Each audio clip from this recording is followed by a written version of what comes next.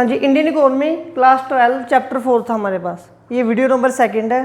First video में हमने हमारा लिबरलाइजेशन का पूरा टॉपिक कंप्लीट कर लिया था, ठीक है। अभी सेकंड वीडियो कंटिन्यू कर रहे हैं, इसमें प्राइवेटाइजेशन के बारे में पढ़ेंगे। क्लियर है। इसमें क्या आया था हमारे पास, पहले हम आपकी बुक में 7-8 पॉइंट है, मैंने इनको कंबाइन करके 3-4 पॉइंट में कन्वर्ट कर दिया, ठीक है। यहाँ तक इसमें हम पहले ये पढ़ने की कोशिश करेंगे कि हमने प्राइवेटाइजेशन की पॉलिसी को क्यों अपनाया, इसकी ज़रूरत क्या थी हमें, ठीक है। तो वो पहले रीज़न समझने की कोशिश करते हैं। 3-4 पॉइंट तो मैंने यही कंबाइन कर दिए। मुझे ये बताइए, पब्लिक सेक्टर को हम आगे क्यों लेके आए थे? हमें हैवी इन्वेस्टमेंट चाहिए थी, फिर और भी कुछ अच्छे अच्छे वादे किए थे हमारी गवर्नमेंट ने। क्या क्या वादे किए थे कि हम देश से गरीबी को दूर भगा देंगे, है ना। पॉवर्टी को हम क्या कर देंगे, रिमूव कर देंगे। क्या गरीबी दूर हुई? मेरे जैसे लोग देश में आज भी गरीब हैं,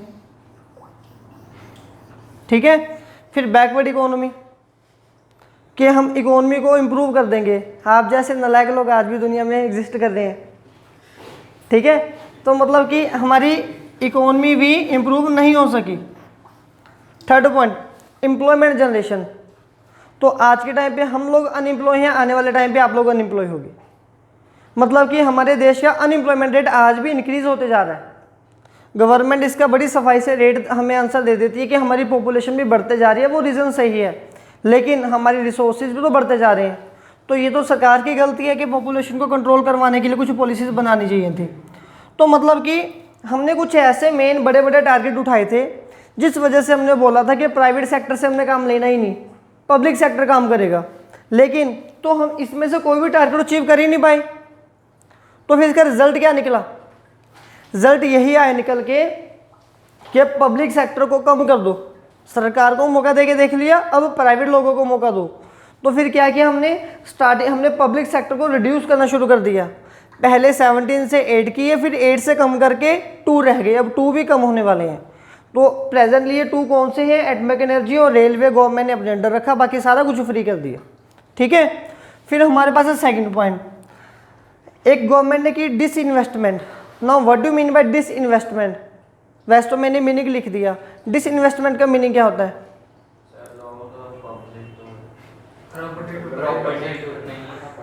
जब गवर्नमेंट अपनी प्रॉपर्टी सेल कर देती है किसी प्राइवेट सेक्टर को, तो हम उसको क्या बोलते हैं? डिसइन्वेस्टमेंट। इन्वेस्टमेंट का मीनिंग क्या है? समझ लो, ये पॉइंट समझ लो पहले। डिसइन्वेस्टमेंट क्या है? इन्वेस्टमेंट का जो रेसिप्रोकल है वो है डिसइन्वेस्टमेंट, ठीक है। कन्वर्स है। कैसे? मैंने ये बोर्ड परचेज कर लिया, आज मैंने पैसे दिए हैं बोर्ड दुकान वाले से खरीद के, ठीक है। 1000 रुपया आ गया, लेकिन इससे मैं बहुत सारे पैसे कमाऊंगा, तो ये मेरी इन्वेस्टमेंट है। अब नेक्स्ट टाइम क्या हुआ कि मुझे पैसों की ज़रूरत है, मेरे पास पैसे नहीं है। फिर मैंने क्या किया, मैंने ये बोर्ड किसी को सेल कर दिया, किसी को किराए पे दे दिया। अब उससे मुझे सिर्फ फिक्स इनकम ही आएगी। मैंने किसी दूसरे ट्यूशन वाले को सेल कर दिया कि मुझे आप महीने का 100 रुपये रेंट दे दो बस, ठीक है, मुझे इससे ज़्यादा नहीं चाहिए। तो मेरी इनकम कम होगी, लेकिन फिक्स पैसे, जिसको हम बोल रहे हैं डिसइन्वेस्टमेंट। तो जब गवर्नमेंट अपनी रिसोर्सेज को, अपनी प्रॉपर्टी को सेल कर देती है प्राइवेट सेक्टर को, तो हम उसको बोलते हैं डिसइन्वेस्टमेंट, ठीक है। तो ये इसकी ज़रूरत भी हमें पड़ी। गवर्नमेंट बहुत सारी प्रॉपर्टी में मतलब कि घाटे में जा रही थी, उनको कमियां बढ़ती जा रही थी, लॉसेस होते जा रहे थे। उस लॉस को पूरा करने के लिए गवर्नमेंट ने फिर क्या किया, उन्होंने अपनी प्रॉपर्टी को सेल कर दिया। मैं एग्जांपल समझा रहा हूँ बहुत अच्छे से। मान लो मैं एक सरकार हूँ और मेरे पास एक सरकारी स्कूल है, ठीक है गगन। उस स्कूल से जो मेरे पास बच्चों की फीस आती है और मैं जो टीचर को सैलरी देता हूँ, तो पूरा मिला के मुझे 1 लाख रुपए का मुनाफा होता है पर मंथ। और स्कूल से 1 लाख रुपया कमाना मतलब कि आप बहुत पीछे हो अर्निंग में। स्कूल से तो आप मंथली 10-10, 20-20, 50-50 लाख रुपया आप कमा सकते हो, ठीक है। तो सरकार को पता चल गया कि यार हम इतनी मगजखपाई कर रहे हैं और इनकम हमें यहाँ से बिल्कुल भी जनरेट होकर नहीं आ रही।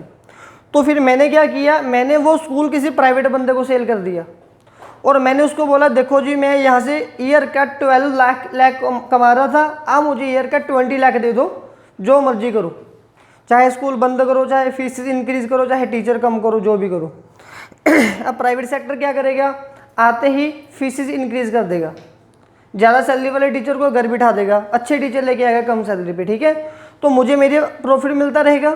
तो इस प्रोसेस को हम बोलते हैं डिसइन्वेस्टमेंट। ये चीज़ क्लियर है। तो यहाँ पे भी हमें डिसइन्वेस्टमेंट की ज़रूरत थी, क्योंकि सरकार बहुत सारे सेक्टर में लॉसेज में जा रही थी, तो उसको हमने प्राइवेट सेक्टर को सेल कर दिया। थर्ड पॉइंट जो मेन है, किन मेन रीज़न से हमें पब्लिक सेक्टर को रिमूव करना पड़ा। देखिए हमारे देश में करप्शन कंटिन्यूसली बढ़ते जा रही थी, करप्शन पे हम लोग कंट्रोल नहीं कर पाए। करप्शन पे कैसे कंट्रोल नहीं कर पाए, मैंने पहले भी कई बार एग्जांपल दी आपको, या आगे भी इस चैप्टर में आएगी, कि अगर आगे आपने अपने घर पे टेलीफोन लगवाना होता था तो 2-2 साल आपके घर का नंबर नहीं आता था, 2 साल रजिस्ट्रेशन चलती रहती थी कि आज आपने कॉल किया तो 2 साल बाद आके टेलीफोन लगेगा। क्या पता 2 साल बाद आप लोग गरीब हो जाओ, जब वो आएंगे टेलीफोन लगवाने तो आप बोल दोगे जी अब हमने नहीं लगवाना। ठीक है, तो मतलब कि जो लोग करप्शन वगैरह पैसे दे देते थे तो उनका नंबर पहले आ जाता था, क्योंकि सरकार के बिना और कोई हमारे पास ऑप्शन नहीं थी। लीकेज होना, हमारे जो प्राइम मिनिस्टर का नेम था राजीव गांधी, सुना आपने वो नेम? ठीक है, तो राजीव गांधी का बयान था खुद का कि जितना भी अलाउंस हम गरीबों के लिए देते हैं सरकारी फंड से, मान लो कि अगर हमारे आज के प्रेजेंट प्राइम मिनिस्टर मोदी हैं, अगर वो जितना भी पैसा किसी भी मतलब कि फंड के लिए देंगे कि ये इतना करोड़ रुपया लोगों में जाना चाहिए, तो उन्होंने एक सर्वे किया तो सर्वे में बोला था कि सिर्फ 15% पैसे वो लोगों तक पहुंच पाते हैं, 85% पैसे रास्ते में ख़त्म हो जाते हैं। अब रास्ते में कैसे ख़त्म हो जाते हैं, जैसे कि प्रधानमंत्री ने बोला कि स्कूल में जितने भी गरीब बच्चे हैं, हर एक गरीब बच्चों को हमने क्या देने हैं, सपोज करो 1000 रुपीज़ देने हैं स्कॉलरशिप के लिए, 1 करोड़ रुपया हो गया ये। तो जब तक वो सरकारी स्कूलों के पैसे पहुंचने वो 1 करोड़ नहीं पहुंचेंगे, वो 15 लाख पहुंचेंगे, 85 लाख रास्ते में खाए जाएंगे। ठीक है, तो ये लीकेज वगैरह भी काफ़ी बड़ी प्रॉब्लम थी। और इनएफिशिएंसी का मतलब क्या होता है, जब हम किसी काम को नहीं कर पाते तो गवर्नमेंट ने जो सेक्टर खुद के अंडर कर लिया वो उस काम को कर नहीं पा रही थी और काफ़ी डिग्रेड रिजल्ट आ रहा था, तो इसी वजह से हमें प्राइवेट सेक्टर को हायर करना पड़ा। ये चीज़ क्लियर है आपको, कोई डाउट तो नहीं है? चलिए, अब इसके बाद है हमारे पास नवरत्ना, महारत्ना, मिनी रत्ना। ठीक है, इसके लिए मैं एक डिफरेंट से वीडियो बनाऊंगा, वो कल इस टॉपिक में अगर मैं वो कवर करवाऊंगा आप काफ़ी कंफ्यूज हो जाओगे, वो चैप्टर के बाद में करेंगे। ठीक है, अब देखिए आगे इसके हमें कुछ गेन हुए, कुछ प्रॉफिट हुए, कुछ बेनिफिट हुए, कुछ लॉस हुए इस प्रोसेस के। ये चीज़ क्लियर है जो मैं बोल रहा हूँ अभी?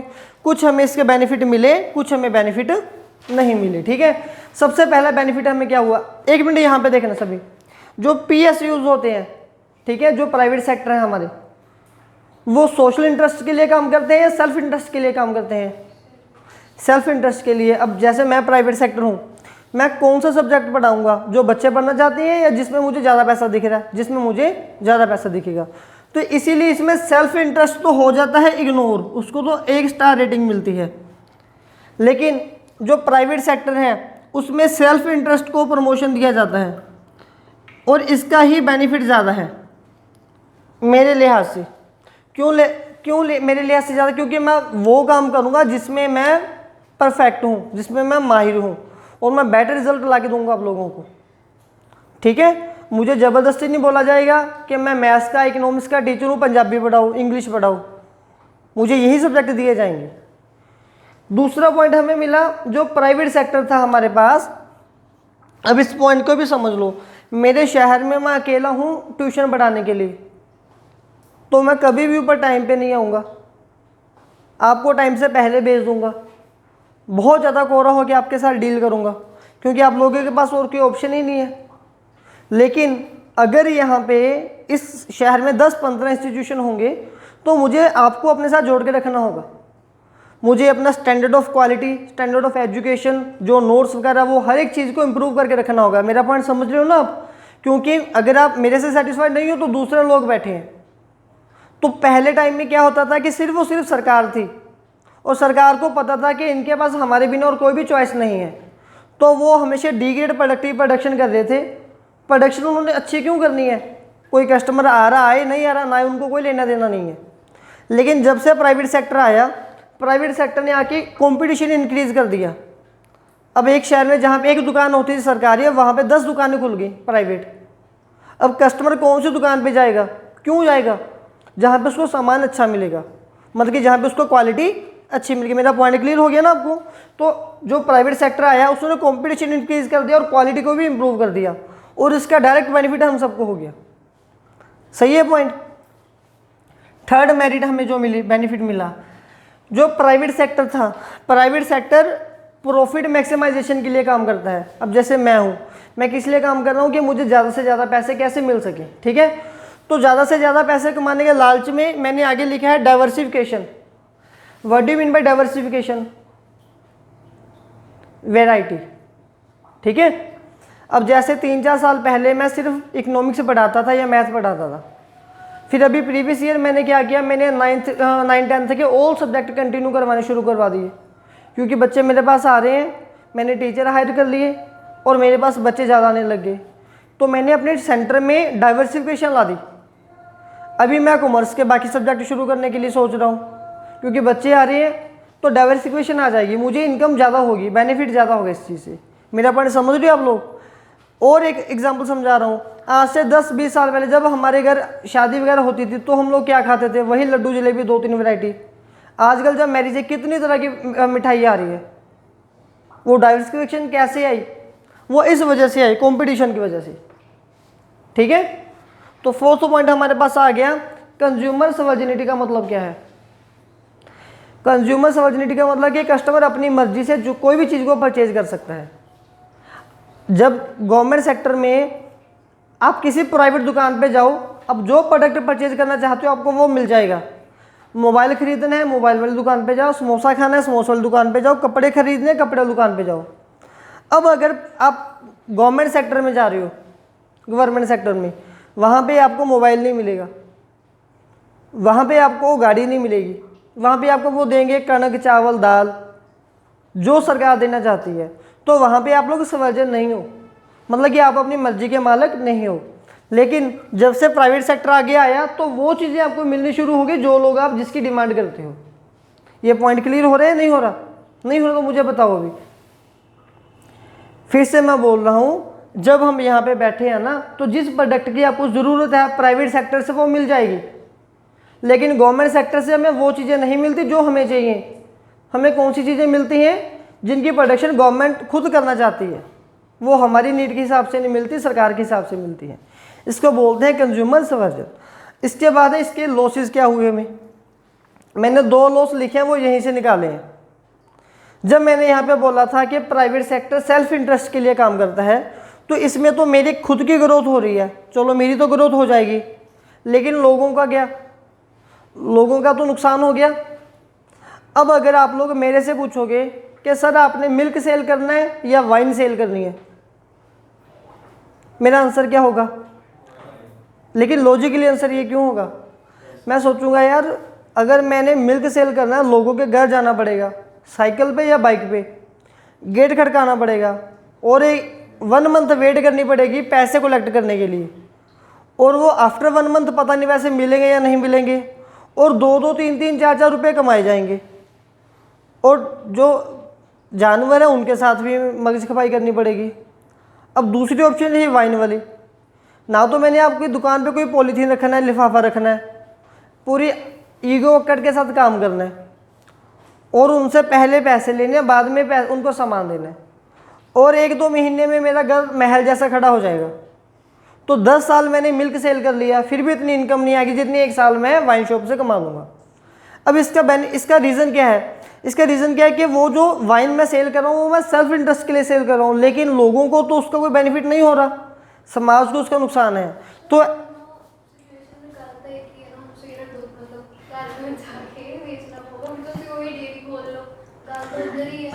डायरी अगर मैंने, ठीक है, अगर मैंने डायरी ओपन की, प्रॉब्लम तो फिर भी वही सेम है।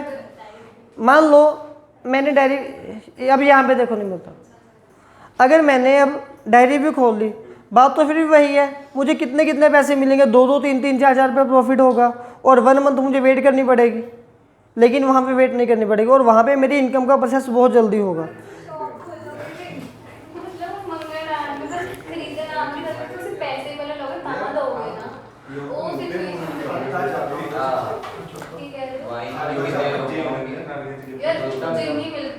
ऐसे हर बार नहीं होता। जब भी हम कोई भी शॉप ओपन करते हैं, आपके घर में भी एक शॉप है, उनसे पूछना है कि उधारी का रजिस्टर वहाँ पे पड़ा होगा।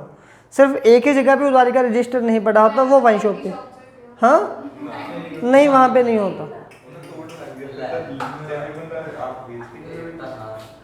नेक्स्ट पॉइंट हमारे पास आ गया। अब आगे यहाँ पे देखिए, तो मैं यही बात बोल रहा हूँ कि वहाँ से ना सोशल इंटरेस्ट जो है वो इग्नोर हो जाता है।